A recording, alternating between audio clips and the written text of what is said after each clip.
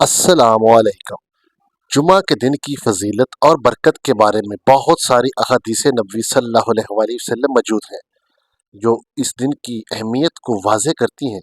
آج ہم اس ویڈیو میں جمعہ کے دن کی فضیلت اور برکت کے بارے میں چند احادیث بیان کریں گے، تو پلیز آپ لوگ ویڈیو کو فل واچ کیجیے گا، اور جن لوگوں نے ابھی تک ہمارے چینل کو سبسکرائب نہیں کیا تو پلیز وہ چینل کو سبسکرائب کر لیں اور بیل آئیکن کے بٹن کو بھی پریس کر لیں تاکہ ہر آنے والی ویڈیو کا نوٹیفیکیشن آپ کو ملتا رہے۔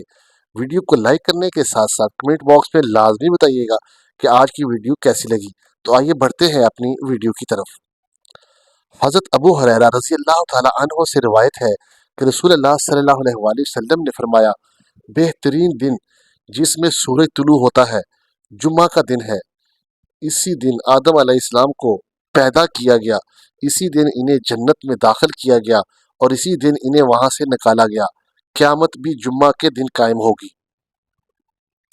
حضرت سلمان فارسی رضی اللہ تعالی عنہ سے روایت ہے کہ رسول اللہ صلی اللہ علیہ وسلم نے فرمایا، جو شخص جمعہ کے دن غسل کرے اور اپنی طاقت کے مطابق صفائی کرے، پھر تیل لگائے یا خوشبو لگائے، پھر مسجد جائے اور امام کے قریب بیٹھ کر خاموشی سے خطبہ سنے، اس کے پچھلے جمعہ سے اس جمعہ تک کے تمام گناہ معاف کر دیے جاتے ہیں۔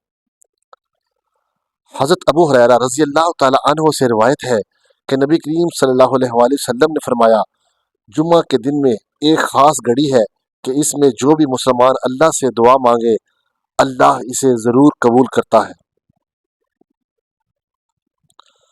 حضرت ابو لبابہ بن عبد المنظر رضی اللہ تعالی عنہ سے روایت ہے کہ رسول اللہ صلی اللہ علیہ وسلم نے فرمایا، جمعہ کے دن غسل کرنا واجب ہے اور یہ دن بڑا بابرکت ہے۔ حضرت ابو ہریرہ رضی اللہ تعالی عنہ اور حضرت حذیفہ رضی اللہ تعالی عنہ سے روایت ہے کہ رسول اللہ صلی اللہ علیہ وسلم نے فرمایا، اللہ نے ہم سے پہلے لوگوں کو جمعہ کے دن اختیار کرنے سے روکا تھا، یہود نے ہفتہ کو اختیار کیا اور نصارہ نے اتوار کو، پھر اللہ تعالیٰ نے ہمیں یہ دن عطا کیا اور ہمیں اس دن کی ہدایت دی۔ یہ احادیث جمعہ کے دن کی عظمت، برکت اور اس دن عبادت کی قبولیت کی طرف توجہ دلاتی ہیں۔ پیارے دوستو، مزید اس طرح کی ویڈیوز دیکھنے کے لیے چینل کو سبسکرائب اور ویڈیو کو لائک کر لیں۔